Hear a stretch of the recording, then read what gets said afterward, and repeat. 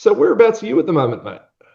I am in Long Beach, Mm-hmm. waiting to go start our Canadian tour. Waiting to drive up there till tomorrow morning, Yeah. and we're gonna tour in Canada, and then we're gonna go to Hong Kong, and then we'll visit you guys. Nice. It's just funny, man, when you said, "Oh, I'm waiting," to start a tour. There's an old saying that touring is 23 hours of waiting around, and it just occurred to me that, man, for a guy who's been playing punk rock his whole life and is in his 70s, you've spent a long time waiting around.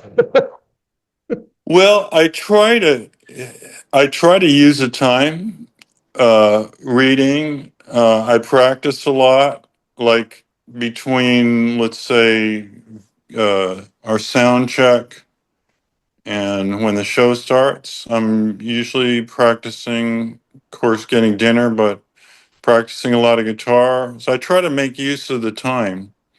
Mm. And but there is, and you can waste a lot of time if you're not really disciplined in making use of it. Then it can be a lot of waiting around. But I like to read, and so I do a lot of that.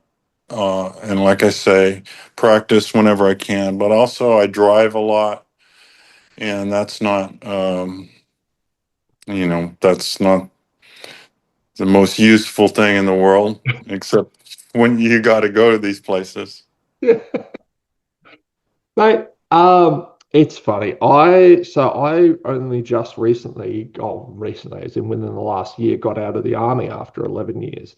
And so I was an infantry soldier when COVID happened. And so they had nothing for us to do. And so it was basically just go home, sit at home like everyone else for the start. Oh, hey, mate, for the start of things. And,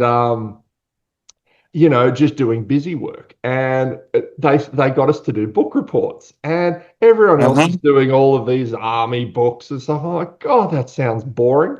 Hey, I've always wanted to read Get in the Van. I've had people telling me about it my whole life. And so that became, it was funny. I got to first approach this tale of touring in a really harsh way in the early 80s. And I was like, yeah, I was in the army. This all the sounds. You guys sounded like you were being treated as terribly as we were. Like, so I quite liked it.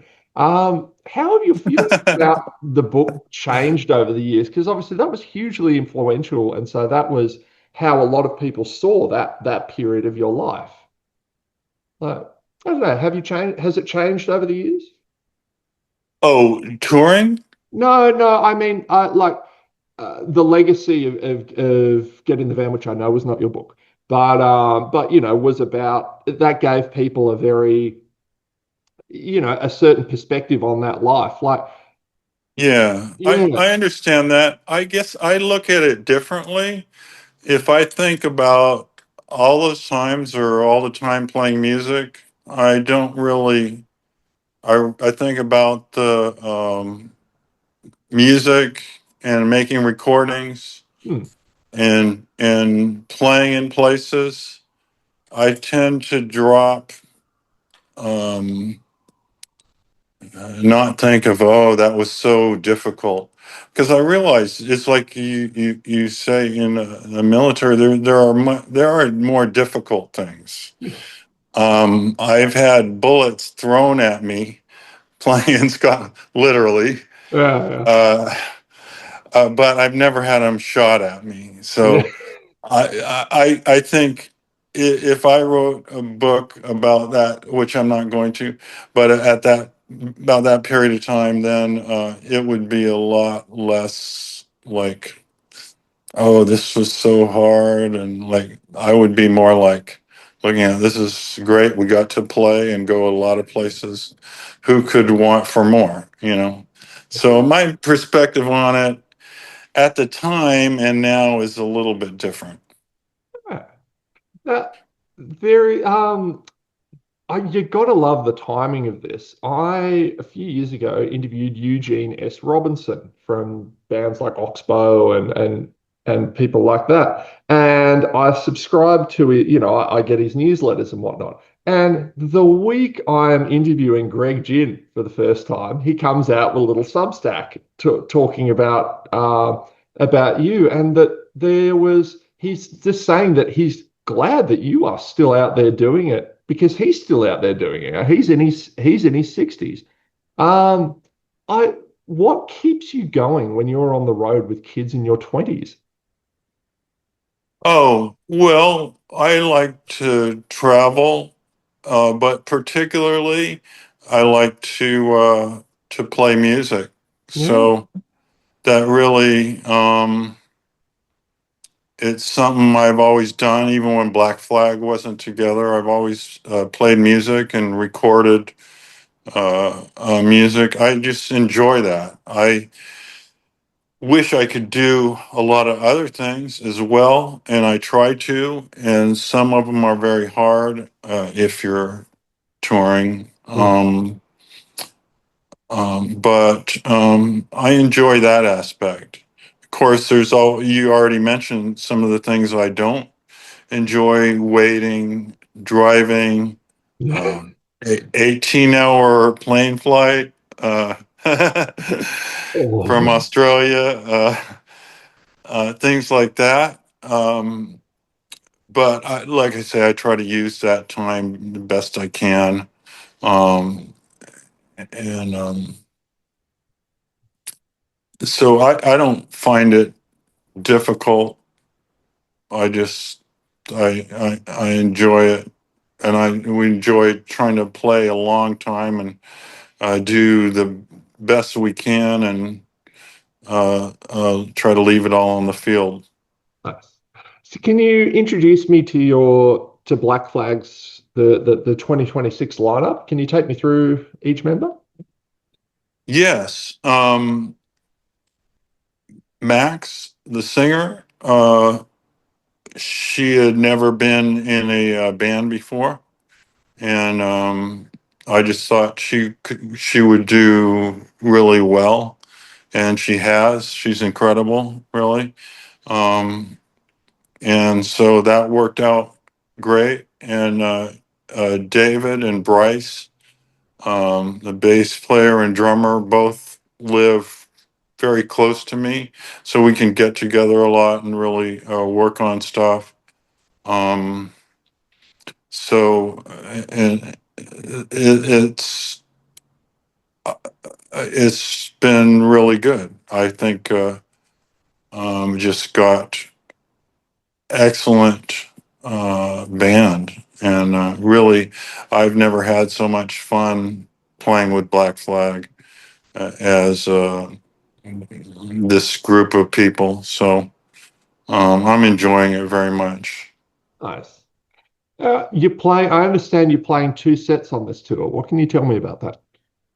Yeah, we like to play a long time, and kind of feel like if we break it up a little bit, and then people can have a little break rather than 2 hours of onslaught, and we can go and meet people and that kind of thing. People can get a drink or whatever, and then we do the second set. It seems to work out very well. We do about 55 minutes per set, and then have something like that, 50 or 55 minutes, and then have a break of about 15 or 20 minutes, Hmm. then play the second set. Nice. So that way we keep adding a few more songs and making it longer. We've just added some songs. So um, um, I figure if we go so far, we might as well do whatever we can do, whatever time we can be allotted. Nice.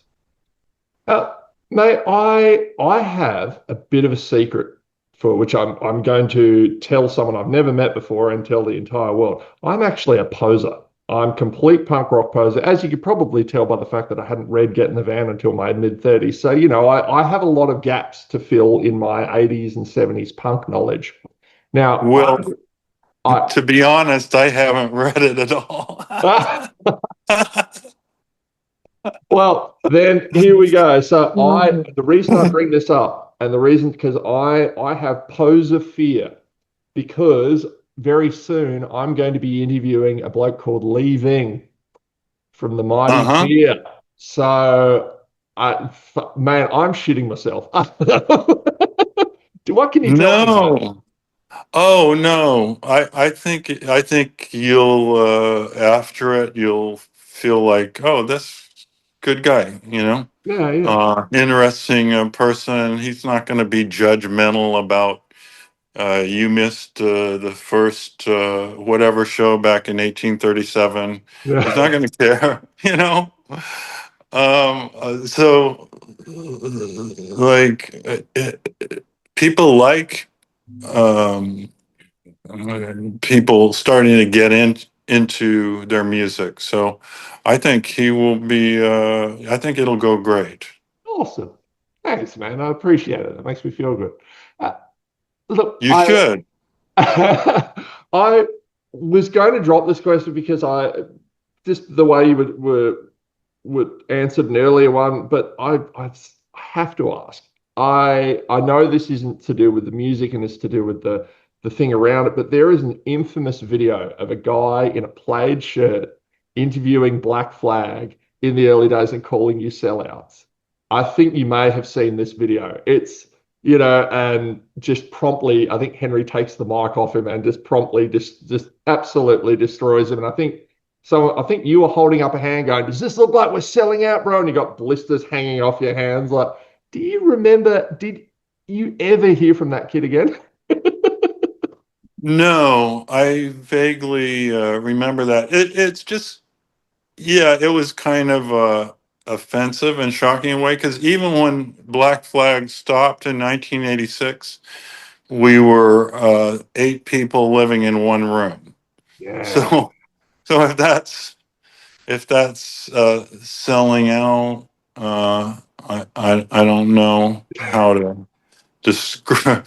What other reaction could you have? Yeah. Yeah. You're I was wondering if maybe like you got some like dog-eared apologetic envelope from like 15 years later saying, "Oh, really?" No, people don't. He's probably still thinking he was right. They Yeah. had a room. He'd be thinking, oh, they had a room they could sleep in. Wow. Sell out. Oh, but hey, lastly, in doing my research for this, saw that like Henry, you have survived an encounter with Nardwar. What is he like? Oh, he's funny. I think he's funny. And I haven't seen his videos for quite a long time, but I was wondering about him, but people said he still does stuff. He does. Yep. I'm trying to So, get an interview with him. Yeah. is he complying or what? No, no, I didn't hear back, but I'll keep going because I'm Oh, like, come on, I want that energy right in my face. he researches stuff really well and finds out all these very obscure facts or sometimes non-facts, obscure claims. But I think he's funny. Yeah, man, I'm a huge fan. All right. Yeah, I love it, and I love the research he puts into it. I'm very impressed. Like Yeah. Greg, I understand you rolled your ankle when you were 11. You're like, how the fuck? Right, exactly. Oh, man. Greg, this has been rad. Thank you very much for your time. It's been an absolute pleasure to meet you, mate. You're part of Punk Rock. Oh, So, likewise. And um, if you go to the show, be sure to find me and say hi to me. will I'm do, easy mate. to find. Okay. Have a good one, dude. Thank you, Be Tom. good. Bye.